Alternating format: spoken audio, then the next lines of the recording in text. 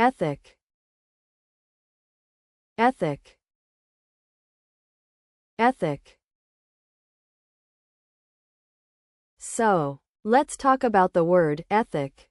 The part of speech is actually a bit tricky here because it can be used as both an adjective and a noun. As an adjective, ethic means related to or concerned with ethics, such as a highly respected ethic in our profession.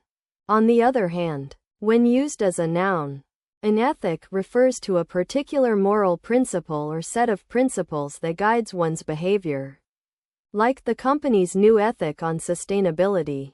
In common usage, you might hear people talking about a personal ethic, referring to their own values and principles, or an organizational ethic, describing the overall moral tone of a company. One special note is that when used as a noun, an ethic typically takes a singular verb. So if you're using it in a sentence like, "The new policy reflects our company's ethic," the verb should be in the singular form.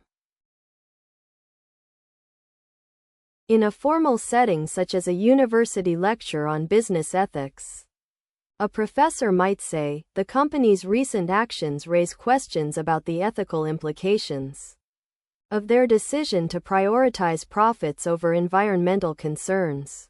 Here, the word ethic is used in its formal sense to describe a set of moral principles that guide an individual or organization's behavior. In a casual conversation with a friend who works at a nonprofit, you might say, "I love that your organization is really committed to doing good and not just making money. It's such an important ethic to prioritize." Here, the word ethic has a more general sense, referring to a strong moral principle or value. In a business context such as a meeting with investors, a CEO might say, "Our company operates on a strict code of ethics that ensures all stakeholders are treated fairly and with respect. It's essential for building trust and credibility." So, you want to learn about a key concept that helps us make good choices in our daily lives? Okay, it refers to a set of principles that guide how we treat others and ourselves with respect, fairness, and kindness. The main characteristics are things like honesty, responsibility, and consideration for the well-being of everyone involved. You might also hear it described as moral values or good manners. But it's really about being a good person and doing what's right, even when no one is watching. It's used in all sorts of situations, from business decisions to personal relationships, and helps us build trust, credibility, and strong connections with others.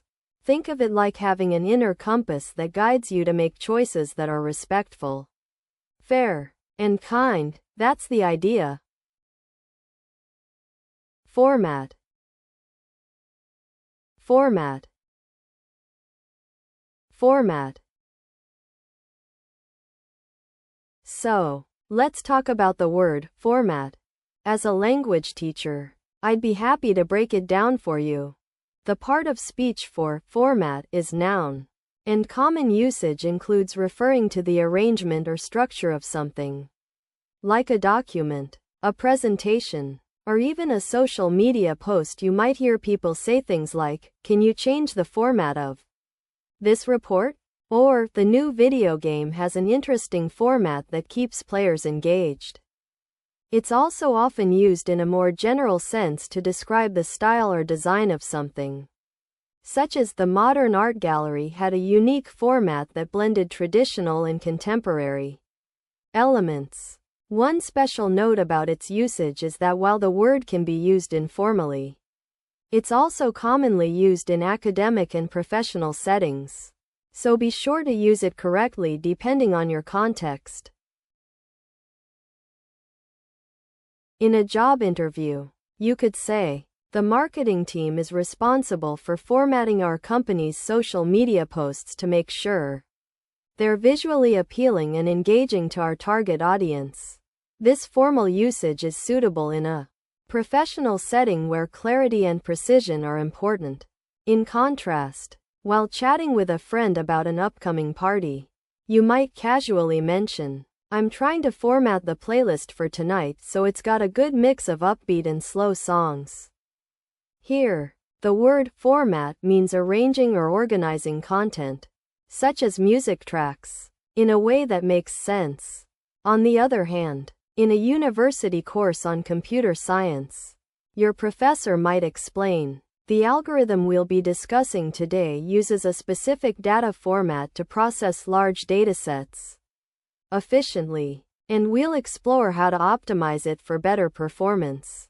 In this context, the word format refers to the structure or organization of data, which is a crucial concept in computer programming. So you want to know what format means? Well, think of it like this. When we talk about organizing information in a way that's easy for others to read and understand, that's basically what format is.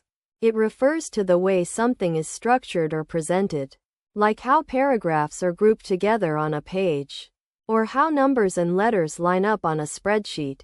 A good example of this would be the layout of a recipe book. Everything is organized in a clear and logical order so that you can easily find what you need. Similar concepts to this might include layout or organization. And it's often used when we're talking about things like documents, books, or even digital files, where getting the information just right can make all the difference. Found. Found. Found. So, let's break down the word found.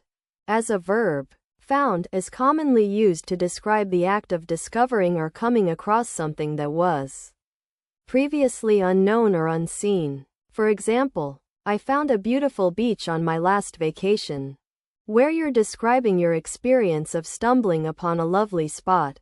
Alternatively, as a past participle, found can also be used to form the present perfect tense. As in, "She has found a new job." Here, it means she's discovered or acquired something within a certain time frame.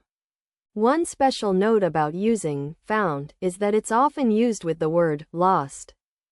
Like in the phrase, "I lost my keys, but I've just found them." This usage implies a contrast between two states of having or not having something. In a formal setting, you might say, "The researchers have found that the new treatment has shown significant improvements in patient outcomes." This is an example of using found to convey a sense of discovery or realization, often in a context where expertise and authority are implied. On the other hand, in a casual conversation with a friend, you could say something like, "I found this awesome little cafe downtown that serves the best coffee I've ever had."